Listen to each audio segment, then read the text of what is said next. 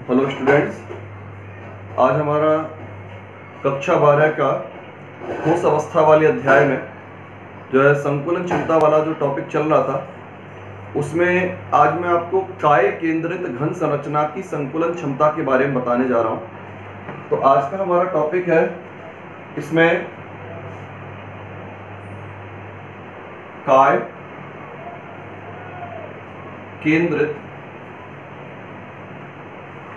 घन संरचना की संकुलन क्षमता। काय केंद्रित घन संरचना की संकुलन क्षमता। अब बेटा देखिए, इसमें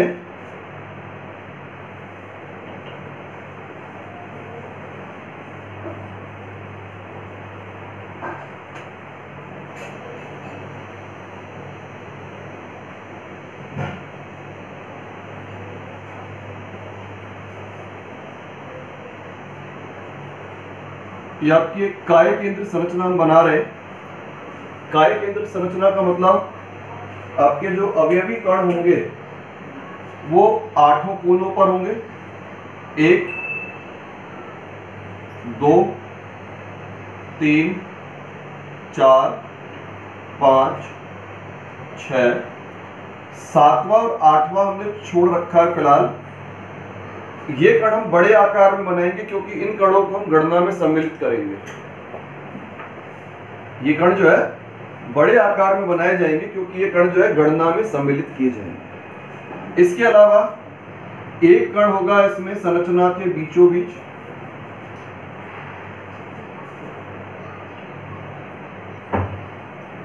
संरचना के बीचों बीच भी एक कण आएगा। तो इस प्रकार से संरचना आपकी कहलाती है काय केंद्रित घन संरचना। अब बेटा देखो, इसमें कैलकुलेशन किस तरह होगी। माना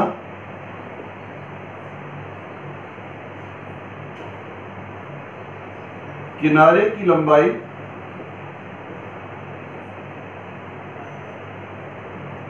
a, किनारे की लंबाई हो गई स्मॉल a।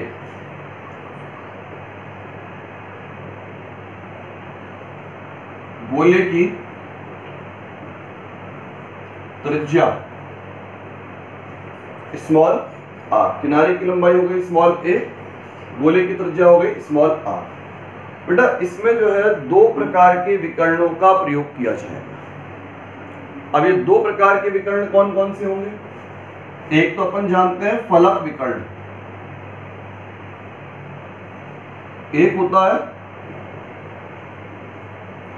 फलक विकर्ण। फलक विकर्ण को हम यूं समझे कि जैसे कमरे की दीवार पर हम एक कोने से दूसरे कोने को मिलाते हुए लाइन खींचे।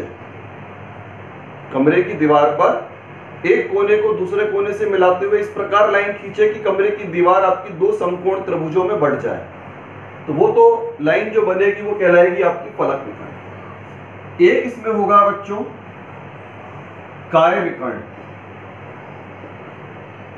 काय विकर्ण का मतलब कमरे में आमने सामने के कोनों को मिलाते हुए इस प्रकार की रेखा खींची जाए। आमने सामने के कोनों को मिलाते हुए इस प्रकार की रेखा खींची जाए कि जो बीच वाला गोला है उस बीच वाले गोले में से होती हुई लाइन जानी चाहिए। तो दो प्रकार के विकर्णों की हमें आवश्यकता पड़ती है। एक कहलाता है फलक विकर्ण जो कि फलक को दो समकोण त्रिभुज में बांटता है, और एक कहलाता है इसमें काय विकर्ण। काय विकर्ण को हम यूं समझ सकते हैं जैसे कमरे के अंदर हम लाइन इस प्रकार से खींचे कि कमरे के बीच में से होती हुई लाइन जाए, तो इस तरह की जो लाइन होगी उसको नाम दिया जाएगा यहाँ पर काय विकर्ण। अब इसमें यहाँ पर सबसे पहले हम गणना करते हैं फलक विकर्ण की। ये फलक विकर्ण हो गया और ये हो गया आपका बिंदु A, B और C। अब ये बिंदु A, B, C में आपका A, B और C, तो इस तरह से त्रिभुज एबीसी में, त्रिभुज एबीसी में आपका समकोण त्रिभुज है, AC square is equal AB square plus BC square. तो AB का मान, AB क्या हो गया यहाँ पर किनारा, लंबाई A का स्क्वायर, BC भी किनारा, लंबाई A का स्क्वायर। तो AC स्क्वायर का मान आएगा यहाँ पर 2A स्क्वायर। हमें इसमें वर्गमूल निकालने की आवश्यकता नहीं है, हमें इसमें डायरेक्ट मान की आवश्यकता पड़ेगी, तो हम इसको इतना ही यहाँ पर छोड़ देते हैं। ये तो रही बात बेटा फलक विकर्ण की। फलक विकर्ण हो गया यहाँ पर हमारा AC, और AC का मान आपने निकाला यहाँ पर 2A स्क्वायर। अब बात करते हैं यहाँ पर काय विकर्ण की। देखिए काय विकर्ण क्या होगा, कमरे के बीचों बीच होती हुई लाइन जो दो कोनों को मिलाती है, कमरे के बीचों बीच होती हुई लाइन जो दो कोनों को मिलाएगी, उस लाइन को हम कहेंगे यहाँ पर काय विकर्ण। अब इसमें काय विकर्ण वाली लाइन में तीन गोलों के साथ इसका संबंध होता है। ये ऊपर वाला कोना उसका गोला, और ये नीचे वाला कोना उसका गोला। अब इसमें आपको एक नया त्रिभुज मिलेगा ACD, ये भी समकोण त्रिभुज होगा, नया त्रिभुज हो गया आपका ACD। तो काय विकर्ण की लंबाई होगी यहां पर AD, और इस AD का मान होगा यहां पर, देखिए यहां से यहां तक स्मॉल r, एक r यहां से यहां तक, मध्य वाले गोले में व्यास हो गया मतलब दो त्रिज्याएं, और इस वाले में एक त्रिज्या। तो इस तरह से त्रिज्याओं की टोटल संख्या हो गई यहां पर 4। त्रिज्याओं की टोटल संख्या हो गई 4। तो AD का मान हो जाएगा बेटा 4R। अब बेटा यहां पर जो है एक हमें नया समकोण त्रिभुज मिला हुआ है, काय विकर्ण को खींचने पर हमें दूसरा समकोण त्रिभुज मिला, त्रिभुज ACD। काय विकर्ण को खींचने पर त्रिभुज ACD, जिसमें AC जो हमने खींचा था, काय जो हमने फलक विकर्ण बनाया था, वो फलक विकर्ण इस त्रिभुज के लिए आधार का कार्य करता है। इस वजह से हमें यहाँ पर फलक विकर्ण की आवश्यकता पड़ी। हम अगर डायरेक्ट जो है केवल काय विकर्ण को बनाते, तो काय विकर्ण को बनाने पर हमारा त्रिभुज कंप्लीट नहीं हो पाता। तो त्रिभुज के लिए जो आधार मिलेगा, वो आधार किसके माध्यम से मिलेगा, हमको फलक विकर्ण के माध्यम से हमें इसका आधार प्राप्त होता है। तो इसलिए हमें यहाँ पर जो है फलक विकर्ण को बनाना आवश्यक है। अब AD square is equal AC square plus CD square. अब बेटा AC का मान, AC का मान हो गया आपका 2A स्क्वायर, CD का मान A स्क्वायर, और ये हो गया आपका AD स्क्वायर। तो और AD की जगह अपन लिख सकते हैं यहां पर 4R। AD के स्थान पर लिखा जा सकता है 4R। तो 4R का whole square is equal 3A square. दोनों साइड वर्गमूल लीजिए, तो वर्गमूल लेने पर ये हो जाएगा 4R अंडर रूट 3A, और R का मान आएगा अंडर रूट 3A अपॉन। तो ये संबंध जो है आपका R और A के मध्य आता है, और ये किस संरचना के लिए प्राप्त हुआ है, काय केंद्रित घन संरचना के लिए हमको ये संबंध जो है यहां पर प्राप्त हुआ है। अब इसके बाद में हम निकालेंगे संरचना का आयतन।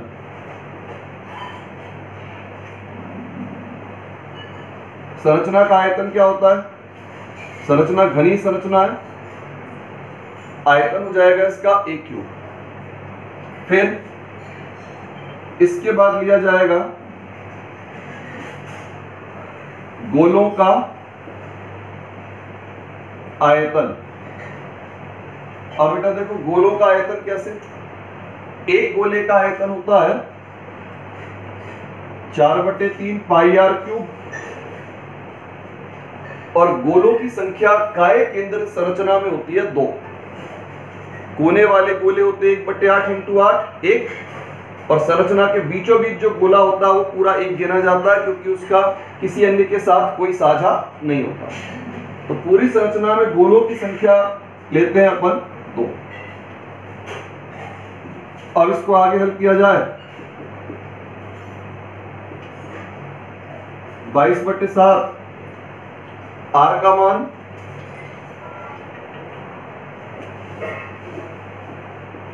क्यूब। अब ये हो जाएगा यहां पर 2 4/3 22/7, और ये हो जाएगा आपका 3√3 a cube upon 64। 3√3 a cube upon 64। अब इसके बाद क्या होगा भाई, इसको आप हल करिए, और हल करने पर हमें प्राप्त होगा 0.68 a क्यूब। इसका जो हल है, इसका हल प्राप्त होता है 0.68 a क्यूब।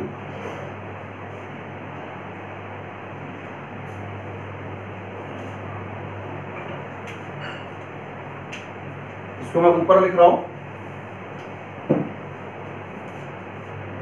इसका हल प्राप्त हुआ हमें 0.68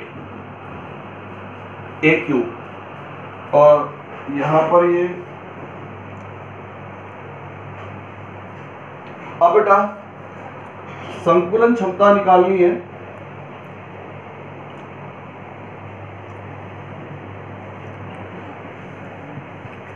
संकुलन क्षमता का सूत्र होता है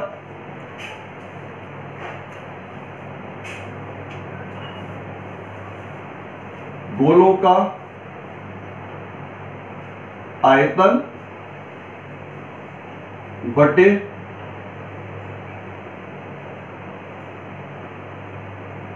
संरचना का आयतन इंटू 100। गोलों का आयतन बटे संरचना का आयतन इंटू 100। तो गोलों का आयतन क्या हुआ, गोलों का आयतन हुआ 0.68 a क्यूब, संरचना का आयतन हुआ आपका a क्यूब इंटू 100। तो इस तरह से हमें यहां पर संकुलन क्षमता का मान प्राप्त हुआ इसका 68%। तो इस प्रकार हम यहां पर इसमें संकुलन क्षमता की गणना कर सकते हैं। तो ये आपका जो है काय केंद्रित घन संरचना की संकुलन क्षमता को ज्ञात करने का तरीका था। तो इसमें 2 प्रकार के विकर्ण काम आते हैं, फलक विकर्ण, काय विकर्ण। वैसे तो काय विकर्ण से काम चलता है, लेकिन काय विकर्ण जब बनाया जाता है तो समकोण त्रिभुज में परिवर्तित करने के लिए काय विकर्ण जो है, जब ये लाइन खींची जाएगी तो इस लाइन को खींचने के बाद समकोण त्रिभुज की आवश्यकता पड़ेगी कैलकुलेशन के लिए। तो समकोण त्रिभुज को प्राप्त करने के लिए हमें फलक विकर्ण को भी यहाँ पर लेना पड़ता है। तो इस प्रकार से गणना में हम 2 प्रकार के विकर्णों का प्रयोग करते हैं, फलक विकर्ण, काय विकर्ण। आपका फलक विकर्ण का मान निकल के आया 2a², और ये जो 2a² था ये आपके जो त्रिभुज ACD में जो है ये आधार की तरह से कार्य करता है। फिर हमने इसका संबंध निकाला R का और A का। R के और A के संबंध के माध्यम से हम यहाँ पर गोलों का आयतन निकालेंगे, और गोलों का आयतन बटे संरचना का आयतन इंटू 100 करेंगे। ये आपको प्राप्त हुआ 68%। तो इस तरह से जो है संकुलन क्षमता की गणना जो है की जा सकती है। अब इसके बाद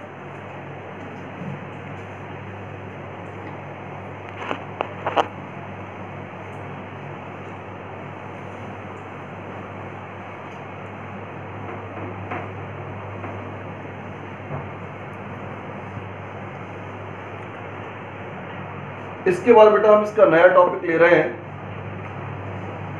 घनीय कोष्ठिका के घनत्व की गणना। घनीय कोष्ठिका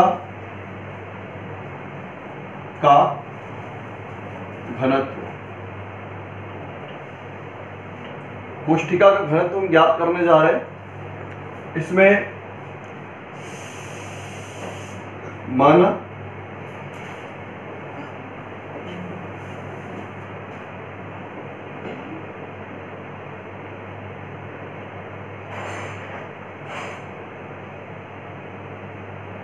किनारे की लंबाई स्मॉल ए, फिर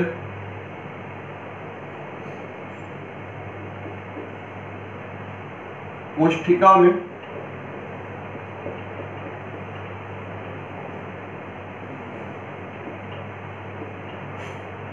कणों की संख्या Z,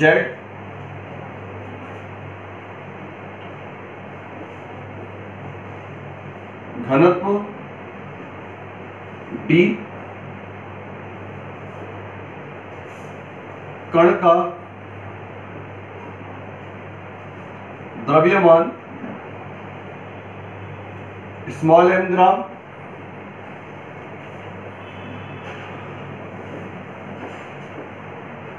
मोलर द्रव्यमान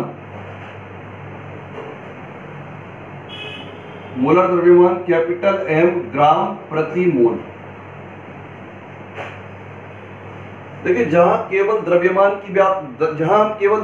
की बात करते हैं वहां द्रव्यमान होता है ग्राम में, और जब हम बोलते हैं मोलर द्रव्यमान तो मोलर द्रव्यमान का अर्थ होता है आपका परमाणु भार या अणु भार। अगर अवयवी कण परमाणु के रूप में होगा तो परमाणु भार का प्रयोग होगा, और अगर अवयवी कण अणु के रूप में होगा तो मोलर द्रव्यमान में आप अणु भार का प्रयोग करेंगे। अब बेटा देखो घनत्व को किस तरह से ज्ञात किया जाए। इसमें घनत्व निकालने का सूत्र होता है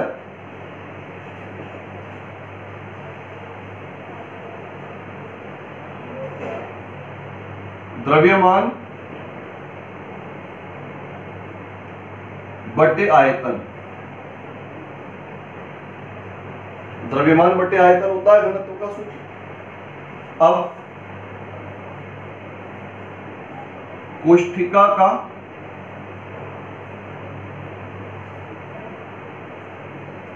द्रव्यमान, देखिए कोष्ठिका का द्रव्यमान क्या होगा।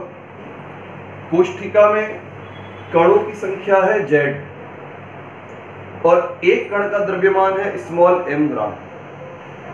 एक कण का द्रव्यमान स्मॉल m ग्राम, कणों की संख्या है Z, तो कोष्ठिका का कुल द्रव्यमान क्या हो जाएगा Z इंटू m। एक कण का द्रव्यमान m ग्राम, कणों की संख्या Z, तो कोष्ठिका का जो कुल द्रव्यमान होगा वो Z इंटू m के बराबर होगा। फिर कोष्ठिका का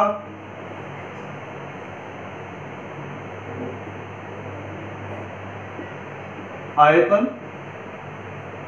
घनीय कोष्ठिका है। घनीय कोष्ठिका होने का मतलब भुजा इंटू भुजा इंटू भुजा, यानी किनारे की लंबाई का क्यूब हो जाएगा। तो अब फॉर्मूले में मान रख दीजिए इनके। घनत्व D बराबर द्रव्यमान बटे आयतन। तो इस तरह से हम यहां पर द्रव्यमान बटे आयतन के माध्यम से घनत्व का एक फॉर्मूला प्राप्त कर सकते हैं। एक फॉर्मूला है, लेकिन ज्यादातर स्थितियों में ये वाला सूत्र हमारे काम नहीं आता। कारण क्या है, आपको प्रश्नों में द्रव्यमान, ज्यादातर केस में द्रव्यमान नहीं दिया जाता। तो जब द्रव्यमान नहीं दिया जाता तो फिर हम किसका प्रयोग करेंगे, परमाणु भार या अणु भार का प्रयोग करेंगे। तो हम इस m को कैपिटल M में किस प्रकार परिवर्तित करते हैं, इसका तरीका आप लोगों ने कक्षा 11 में सीखा है। इसमें एक संबंध होता है स्मॉल m बराबर कैपिटल M अपॉन Na। किसी परमाणु का द्रव्यमान या किसी अणु का द्रव्यमान बराबर परमाणु भार या अणु भार बटे आवोगाद्रो संख्या। जैसे कार्बन का परमाणु भार 12 होता है, तो 12 क्या होता है, 12 AMU, या फिर अपन उसको 12U बोलते हैं। मात्रक उसका होता है यू या एएमयू या फिर ग्राम प्रति मोल भी आजकल चलता है। लेकिन हमें चाहिए कार्बन का परमाणु भार ग्राम में, तो ग्राम कैसे बनेगा? परमाणु भार ग्राम में बराबर परमाणु भार बटे एवोगाद्रो संख्या।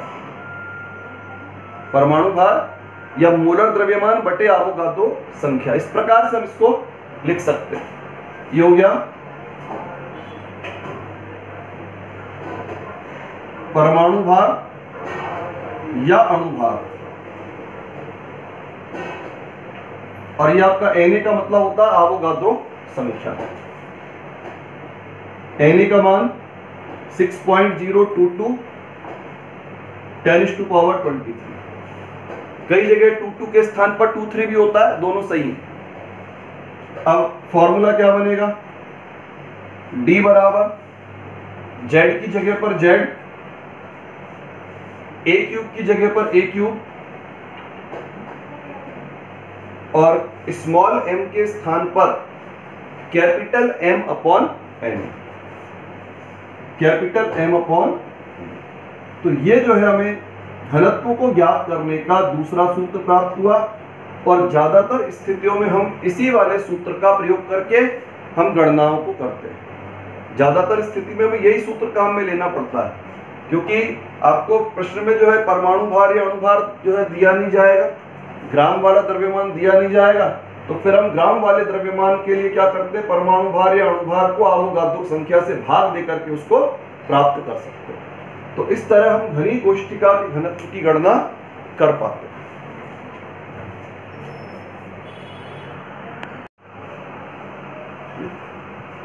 बेटा देखिए, इसका एक मैं आपको आंकिक प्रश्न बता रहा हूं। आपकी किताब में, बोर्ड वाली किताब में लघुत्रात्मक प्रश्नों में क्वेश्चन नंबर 6 है। इसमें आपको दे रखा है एक षटकोणीय निबिड़ संकुलित संरचना है। षटकोणीय निबिड़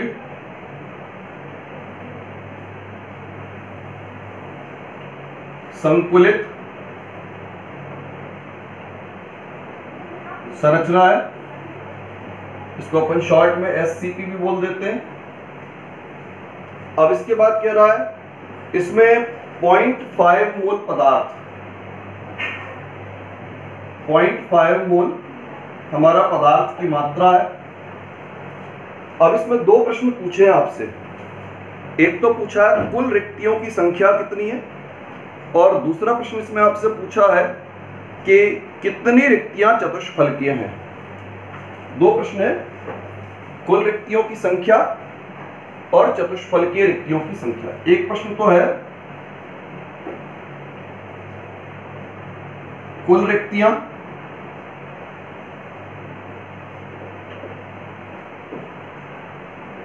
कितनी है, और दूसरा है चतुष्फलकीय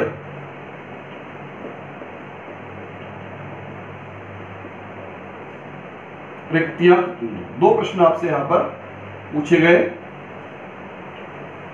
देखिए बेटा, अपन ने संरचना पढ़ी थी जब द्विविमीय षटकोणीय निबिड़ संकुलित संरचना से, द्विविमीय षटकोणीय निबिड़ संकुलित संरचना से त्रिविमीय संरचना को प्राप्त करने के लिए द्विविमीय परत के ऊपर हमने गोले डाले थे या कणों को लगाया था, तो हमें दो प्रकार की रिक्तियां प्राप्त हुई थी। एक तो रिक्तियां थी चतुष्फलकीय रिक्तियां, और एक रिक्तियां थी आपकी अष्टफलकीय रिक्तियां। मैंने आपको बताया था चतुष्फलकीय रिक्तियां, इनकी संख्या होती है 2n। चतुष्फलकीय रिक्तियों की संख्या होती है 2n उसमें, और अष्टफलकीय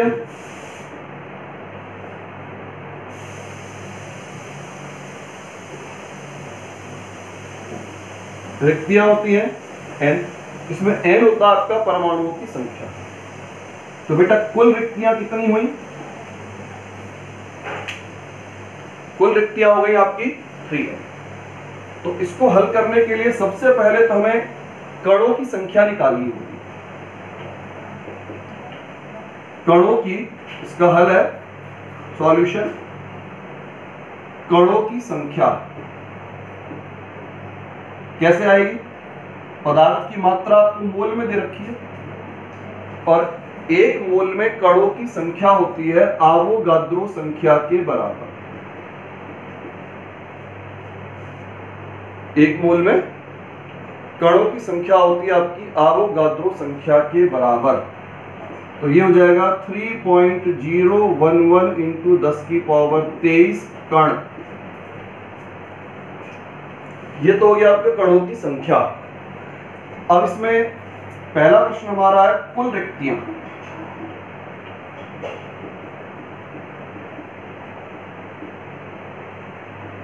कुल रिक्तियों की संख्या होती है 3n इस प्रकार से, जिसमें n होता है कणों की संख्या। तो n का मान कितना है? 3.011 10 की पावर 23, तो ये हो जाएगा आपका 9.033 इंटू 10 की पावर 23। अब ये कुल रिक्तियां आ गई। इसके बाद एक प्रश्न और पूछा है, चतुष्फलकीय रिक्तियां। चतुष्फलकीय रिक्तियों की संख्या होती है 2n। तो 2 इंटू n का मान हो जाएगा आपका 3.011 10 की पावर 23। तो ये आ गया 6.022 इंटू 10 की पावर 23 चतुष्फलकीय रिक्तियां। कुल रिक्तियां इतनी होंगी और चतुष्फलकीय रिक्तियां इतनी होंगी। अपन इनको निकालने के लिए गणनाओं के बारे में आपको पहले बताया जा चुका है कि चतुष्फलकीय रिक्तियों की संख्या कणों की संख्या की डबल होती है, अष्टफलकीय रिक्तियों की संख्या कणों की संख्या के बराबर होती है, और कुल रिक्तियों की संख्या निकालनी हो तो आप इन दोनों को जोड़ देंगे तो कुल रिक्तियों की संख्या प्राप्त होगी। तो इन्हीं सूत्रों का प्रयोग करके जो है हम यहाँ इस प्रश्न को हल कर सकते हैं।